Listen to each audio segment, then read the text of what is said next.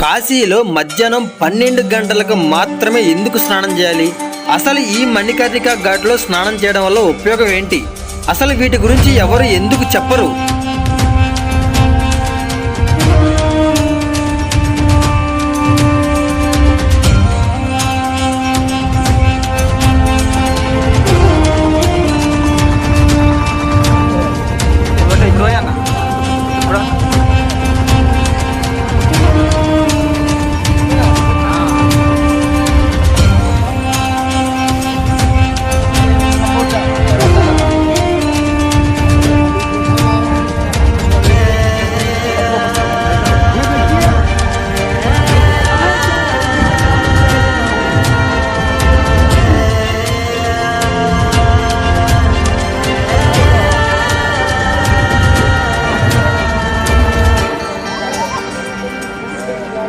Gas మనమైతే start అవుతున్నాము.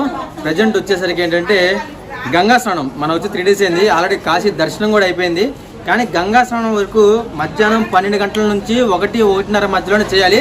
అదే శాస్త్రం అయితే చెప్తుంది అనమాట. అంటే చరిత్ర ప్రకారం అలాగే చేయాలంట. అంటే మణికర్ణికా ఘాట్కి కొంచెం పక్కన అక్కడ మాత్రమే స్నానం చేయాలి. అంటే 9 రోజులు యాత్రకు వచ్చినప్పుడు దాటి వెళ్ళకూడదంట. నది యువతల మణికర్ణికా ఘాటు పక్కన చేయాలి. ఆ ప్రాసెస్ ఏంటి, అసలు ఎందుకు చేయాలనేది వీడియోలో వెళ్తాం, మాట్లాడుకుందాం. ఎందుకంటే మనకి దగ్గరే ఘాట్ ఉంది కదా, అక్కడ నుంచి బోటింగ్ చేసుకుంటూ వెళ్తాం. ఏది ఎంత కష్టపడింది, ఎక్కడ చేసాం స్నానం, ఎలా చేయాలి, ప్రతి ఒక్కటి ఈ వీడియోలో చెప్తాను.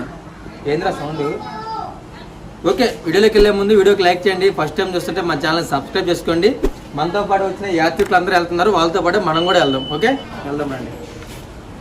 కాశీలో ప్రజెంట్ ఎండలు మామూలుగా లేవు, అసలు భయంకరంగా ఉన్నాయి. ఇదే టైంలో చాలా మంది యాత్రికులు అయితే మన తెలుగు రాష్ట్రాల నుంచి వస్తున్నారు. అసలు ఎంత ఎండలున్నా ఏమాత్రం ఇబ్బంది పడకుండా తిరుగుతూనే ఉన్నారు. ఇదిగోండి, వీళ్ళందరూ మన తెలుగు వాళ్ళే. ఒక 10 రోజుల మించి అయితే మరీ రావాల్సిన దానికంటే ఎక్కువ మంది వస్తున్నారంట. రూమ్సే దొరకడం లేదు. మీరేంటంటే వచ్చేటప్పుడే రిటర్న్ టికెట్స్ కూడా బుక్ చేసుకోండి.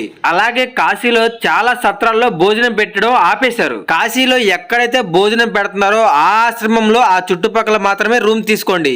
ఎందుకు చెప్తున్నానంటే ఒకప్పుడు కాశీ వేరు, ఇప్పుడు వేరు. చాలా దారుణాలు, మోసంగా దోచుకుంటున్నారు. మీరు మాత్రం అమౌంట్ కొంచెం ఎక్కువగానే తెచ్చుకోండి, ఎందుకైనా మంచిది. ఎందుకంటే రీల్స్ లో 2000కే కాశీ బడ్జెట్, 3000 కాశీ యాత్ర అంటే ఇక పిచ్చోళ్ళు అవుతారు మీరు అక్కడికి వచ్చి. ప్రతి ఒక్కటి అనుకున్న దాని మీద బడ్జెట్ చాలా ఎక్కువగా ఉంటుంది. ఇప్పుడు ఎగ్జాంపుల్, మేమిద్దరమే వెళ్ళాలనుకుంటే బోటింగ్ 1000 రూపాయలు తీసుకుంటాడు. అదే ఎంత మంది ఒకేసారి బోట్ ఎక్కామంటే మనిషికి 150-200 పడుద్ది. ఇలా మీరు ఒక గ్రూప్ గా వస్తేనే కాశీలో అమౌంట్ చాలా సేవ్ అవుతుంది. ఈ రోజు వీడియోలో మీకు చాలా ఇన్ఫర్మేషన్ చెప్తాను. వీడియోలో అయితే చాలా డెప్త్ ఉంటుంది. ఇన్ఫర్మేషన్ స్కిప్ చేయకుండా చూడండి. వీళ్ళందరూ ఆశ్రమంలో మనతో పాటే ఉంటున్న యాత్రికులు. ఇందులో సగం మంది మన ఫాలోవర్స్ కూడా ఉన్నారు. ప్రజెంట్ మేమైతే రాజాఘాట్ దగ్గర ఉన్నాము. ఇక్కడ నుంచి మన బోటింగ్ అయితే మాట్లాడుకుని వెళ్తున్నాం. ఈ ఘాట్ల ఒక 5-10 మంది కనిపించారంటే ఇక పడవల వాళ్ళైతే ఎగబడతారు. ఎందుకంటే ఇక దొరికిందే ఛాన్స్, 1 రూపాయి వస్తుందని వాళ్ళ బాధ. అసలు కాశీలో జరిగే కొన్ని మోసాల గురించి చెప్పాలంటే నాకు ఒక 3-4 గంటల వీడియో వచ్చింది. చాలా మంది యాత్రికుల మనోభావాలు దెబ్బతీసినట్టుంటుందని నేను అవి చెప్పట్లా సరిగ్గా. కానీ మనం అంతా ఉన్నట్టు చెప్తేనే వాళ్ళు అలర్ట్ గా ఉంటారు, జాగ్రత్తగా ఉంటారు వచ్చిన యాత్రికులు. కాశీ వచ్చేటప్పుడు గ్రూప్ లో ఒక్కల కన్నా కాశీ ఇంతకు ముందు వచ్చి ఉండాలి, తెలిసి ఉండాలి. లేదంటే ఎవరైనా బాగా నమ్మకం వ్యక్తి దగ్గర మాత్రమే ఉండాలి. కాశీలో మేము మధ్యాహ్నం 12 గంటలకి మణికర్ణికా ఘాట్ దగ్గరికి స్నానానికి అయితే బయలుదేరుతున్నాం. అందరి మీద బోర్డు తక్కువ పడిద్దని అశోక్ అన్నకు ఫోన్ చేసి చెప్పాము. అశోక్ అన్న దాదాపు 20 సంవత్సరాలుగా కాశీలో ఉంటున్నారు. మేము దేవాలయాలు తిరగడానికి ఆటోలు, బోటింగ్ చేయడానికి పడవలు చాలా మంది తెలిసి ఆయనకి. సరిగ్గా 13 మంది ఉన్నాము. ఒక బోటింగ్ అయితే మాట్లాడి మనకైతే సెట్ చేశారు. ఎలా అంటే 12 గంటలకి 12:30కి మణికర్ణికా ఘాట్ లో స్నానం చేసి పూజ అయిపోయిన దాకా మనతో పాటే ఉంటాడు ఈ బోట్ అతను. మా 13 మంది స్నానాలు పూజలు అయిపోయిన తర్వాత కాశీలో ఉన్న 84 ఘాట్లు, 80 ఘాట్ దగ్గర నుంచి నమ్మో ఘాట్ పై దాకా అంటే దాదాపు 2.5 గంటల పాటు బోట్ జర్నీకి ఒక పర్సన్ కి 350-400 మొత్తం కలిపి ఒక 3-4 గంటల పాటు మనతో ఉండడానికి చాలా తక్కువ తీసుకుంటున్నట్టు. సరిగ్గా పడవ మేము 12 బావుకైతే స్టార్ట్ అయ్యాం.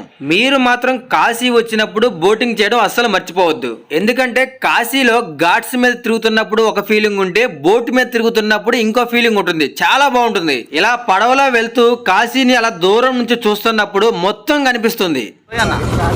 ఇంకోసారి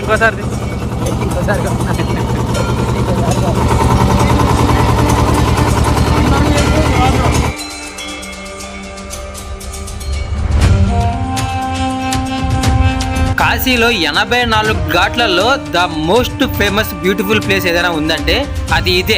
అందుకే కాశీ వచ్చినప్పుడు బోటింగ్ చేస్తే మనకి మొత్తం ఘాట్లు నేల మీద నుంచి చాలా బాగా కనిపిస్తాయి. అయినా కాశీ యాత్ర అందరూ చేయగలిగితే దాన్ని కాశీ యాత్ర అని ఎందుకంటారు? కాశీలోకి అందరూ ప్రవేశించలేరు. కాశీ యాత్ర చేయాలంటే శివుడి ఆజ్ఞ కంపల్సరీ ఉండాలి. సరదాగా మాట్లాడుకుంటూ అందరం రాజాఘాట్ దగ్గర నుంచి దగ్గర మణికర్ణిక ఘాట్కి వచ్చేసాం. ఇప్పటిదాకా కాశీ ఎవరు చూడకపోతే ఇప్పుడు చూడండి.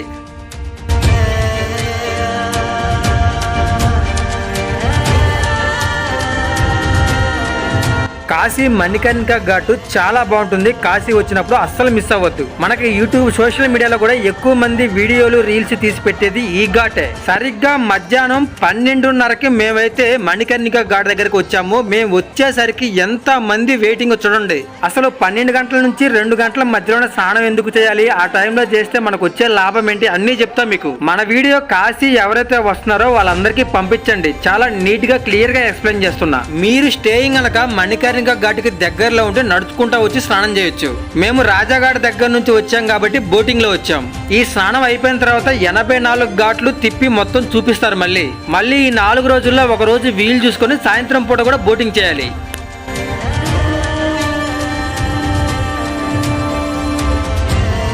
కాశీలో ప్రతి నిమిషం ప్రతి అడుగు డబ్బులతోనే కూడుకుంటది. అందుకే ఏ టైంలో మనీ ఎలా అవసరం అవుతాయో తెలియదు.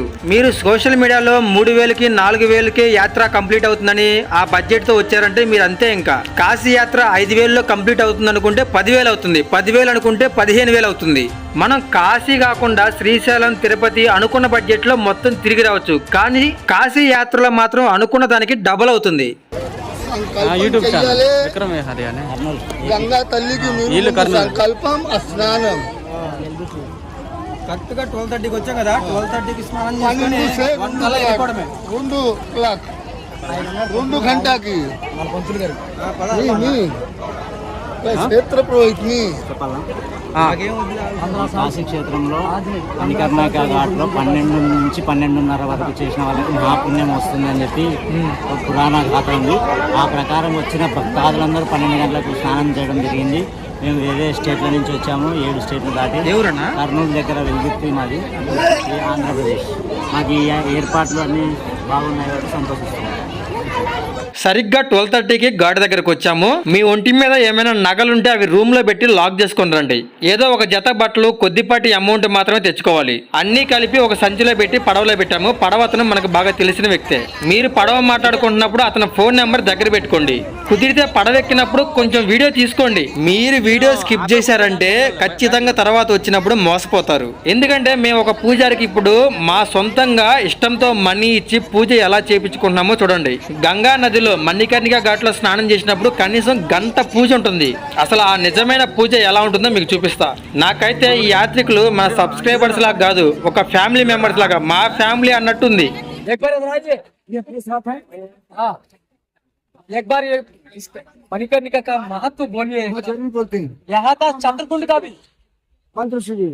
नमामि गंगे ओम शिवनी नमामि गंगे पादपद्मं मुक्तिंच ददासु लेत्यं भावानुसारेण सदा नराणां राजा सर्वतीर्थानां तमेव जगदपिता याचितं तीर्थमे देहि तीर्थराज नमोस्तुभ्यं। अम्मा ये धर्म मंडप है, यहाँ तुम्हें देखो वो तारकेश्वर, त्रिपुरा सुंदरी, विष्णु, शिव और ये गंगा, तीनों त्रिलोक यहाँ विराजमान है। माँ ये देखो माँ, अम्मा ये 2 फूल ऐसा, ये ऐसा मंत्र छपेंगे करवाने वेयरिंग पवित्रता। ओके चिन्ना चिन्ना किसको కొద్ది అందరికి వచ్చే ये दोनों ये देखो ये दोनों 2 ఏళ్తా అంట. 2 ఏళ్ళు ఒక్క దేవాలు ఒక్క మాయి సపోటా ఇలా పెడతారు కదా అంతే. బాబా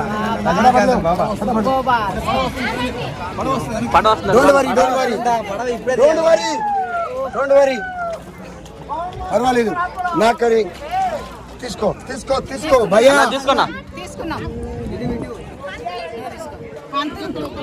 చెప్పాం अश्वक्रांते रथक्रांते विष्णुक्रांते वसुंधरे सूर्य जो है ना पृथ्वी पर सब जगह पड़ता है किरणें आती उधर से पृथ्वी में धूप पापा गंगा जमुना सरस्वती पंचतत्व तो पंचतत्व की स्नानम ఉంది पंचतत्व पवित्रम చేయాలి ఎంత मिट्टी का सोफ ఉంది 10 महास्नान में सबसे ग्रेट स्नान यहाँ लगा के नहाएगा छूट के वरना जाएगा वरना पापा हरना तुम बोलेगा भी नहीं तुम्हारे शरीर से मिट्टी छूट के जाएगा वरना पाप हरना चलो अश्वक्रांते रथक्रांते विष्णुक्रांते वसुंधरे मृत्युके हरणम पापम जन्मया दोष कृतम भृतम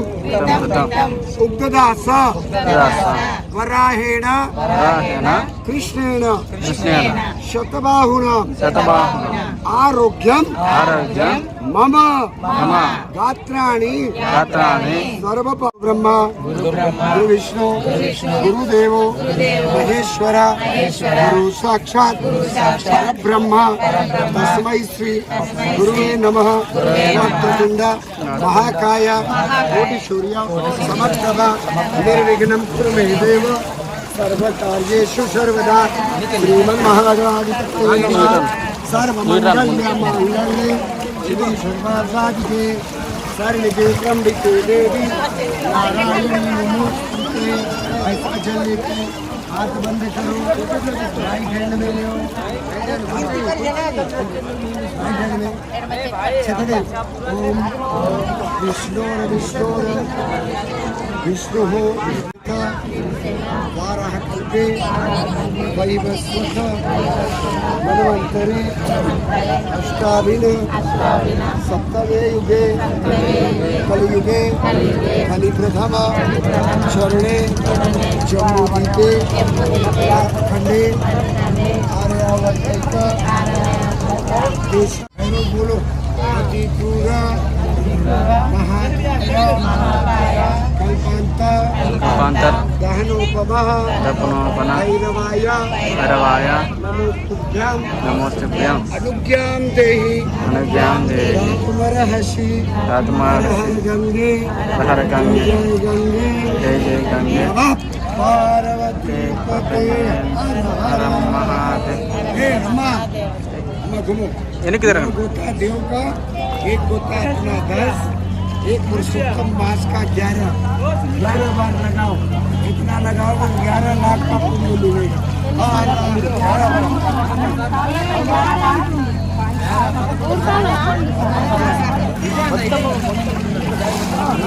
మనగండి కనప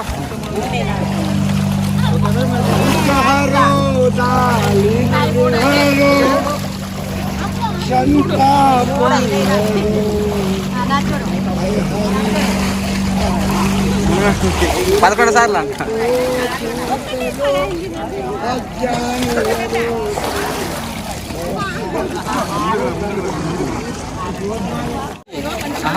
తాగలేం కదా అన్నాడు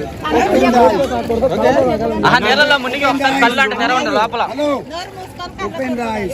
నీళ్ళలో మునిగిన తర్వాత కళ్ళు అంటే ఒకసారి తెరవండి Ganga is reaching on your heart. అవే మునగాలి ఎన్ని మునగాలి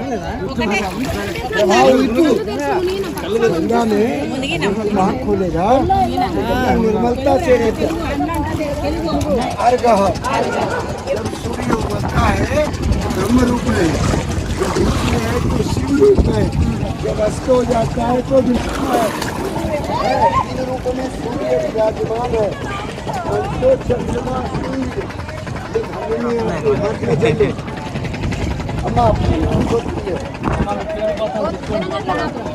अंदर नहीं మనసులు అంట అనుకోండి, మనసులు అంట ऐसा रखो सबने माशो तमे माशे पवित्र माशे अधिक माशे शुभे शुक्ल पक्षे।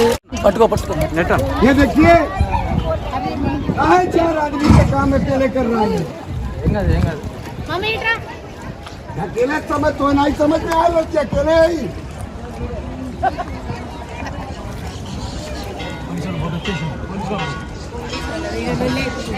वो तो सर है పడవోడు ఎన్నిసార్లు చెప్పినా పక్కన పెట్టాడు, అది నీళ్ళకి ఏంటంటే మీద మీదకి వస్తుంది.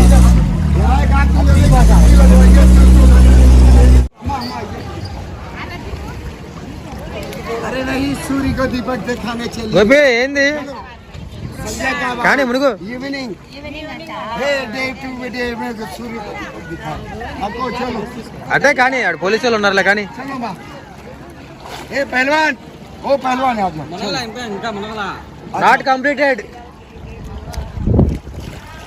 ए भैया चलो हे लड़के हे चलो यहाँ అయిపోయిందా 11? స్నానం చేసి అందరూ ప్రశాంతంగా ఒడ్డుకైతే వచ్చాము. మళ్ళీ వెళ్ళాలి.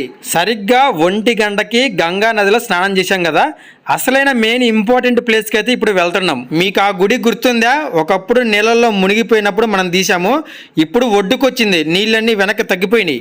ఈరోజు సాయంత్రం వచ్చి ఆ గుడి లోపలికి వెళ్తా నేను. ఈ 12 గంటల నుంచి 1:30 మధ్యలో దేవతలు వచ్చి స్నానం చేసే ఒక కుండం దగ్గరికి వెళ్తున్నాం. ఈ కనిపిస్తున్న కోనేరు శ్రీ మహావిష్ణువే సుదర్శన చక్రంతో తవ్విన కుండం. సుదర్శన చక్రంతో తవ్విన తర్వాత ఇక్కడ ఆయన మెడిటేషన్ చేసుకున్నారు, తపస్సు చేశారు. తపస్సుకు మెచ్చి శివపార్వతులే ఇక్కడికి వచ్చారు. అందుకే దీనికి శ్రీ మణికర్ణిక చక్ర పుష్కరిణి అని పేరు. మ్యాటర్ మళ్ళీ చెప్పు, పేరు చెప్పన్నా. ఇది చక్రతీర్థం, మణికర్ణిక చక్రతీర్థం. అందరూ వచ్చి మణికర్ణిక స్నానం అంటే గంగా నదిలో చేసి అక్కడి నుంచి అక్కడ వెళ్ళిపోతారు. మణికర్ణిక అక్కడ కాదు, అమ్మవారి చెవి పోగుపడిన ప్రదేశం ఇది. ఇది విష్ణుమూర్తి తపస్సు చేస్తుంటే ఆ తపస్సుకి లీనమైపోయి పార్వతీ పరమేశ్వరులు ఇద్దరు లీనమైపోయేలా అంటే పోగు రాజు ఇక్కడ పడిపోయింది కర్ణిక మణికర్ణిక. ఇక్కడ స్నానం చేసి మళ్ళీ చేయాలా? మధ్యాహ్నం 12 గంటల కాడి నుంచి 1:30 వరకు దేవతలు వచ్చి స్నానం చేస్తారు. ఇక్కడ స్నానం చేయాలి.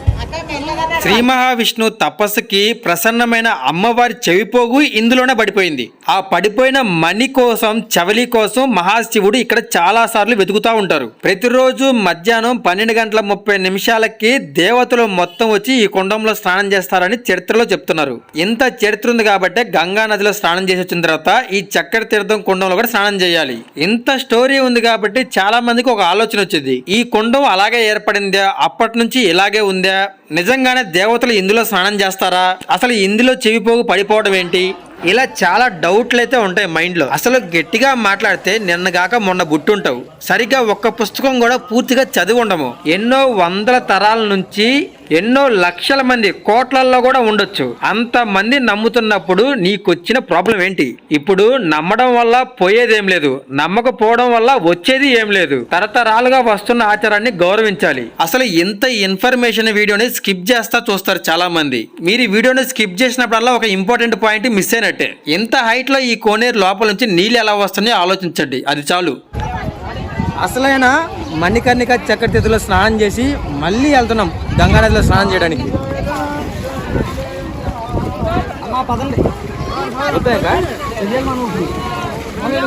దిగాల మళ్ళీ స్నానం చేయడానికి దిగుతున్నాము.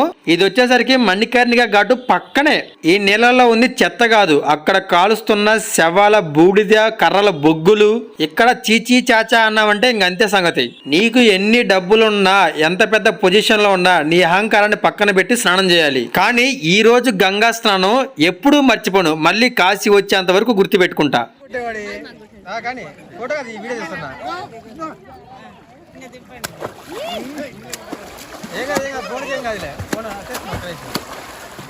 అంకుల్ ఇంకా చాలని చెప్పండి అంకుల్.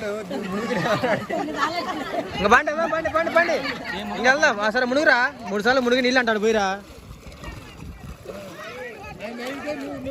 అయిపోయింది ఆ నీళ్ళు అంటలా పోయి అట్లా ఈ రోజు వీళ్ళని చూసిన తర్వాత నా మైండ్ లో ఒకటే ఆలోచన, ఆ దేవుడికి తెలుసు ఎప్పుడు ఎవరిని ఎక్కడ పరిచయం చేయాలో. కొన్ని పరిచయాలు ఇలాగే మొదలవుతాయేమో. పూజ చేసిన పూజారి ఈయనే. మేము ఇక్కడ ఒక మిస్టేక్ చేశాం. పూజారికి మేము 2 సార్లు డబ్బులు ఇచ్చాం. యాక్చువల్ గా 2 రోజుల మించి ఎక్కడికి వెళ్ళినా అశోక్ అన్నే డబ్బులు ఇస్తాడు అందరి. కానీ ఇక్కడ ఏంటంటే ఆ పెద్ద ఆయన మాకు తెలియకుండా ముందుగానే డబ్బులు ఇచ్చేశారు. ఈ విషయం తెలియక అశోక్ అన్న లాస్ట్ లో మళ్ళీ డబ్బులు ఇచ్చారు. సరిగ్గా గంట సేపు పూజ చేశాడు కాబట్టి మనిషికి 100 రూపాయలు న్యాయంగా చూసుకొని 1000-1300 దాకా ఇచ్చాం. అలా ఆయన ఇచ్చాడు, అశోక్ అన్న ఇచ్చాడు. 2 సార్లు అయింది.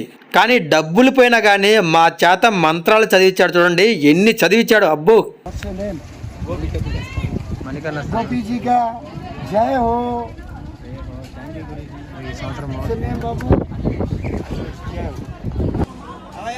नाम बताओ। नाम बोलो। आपत काल परीखौ चारी धीरज धर्म मित्र और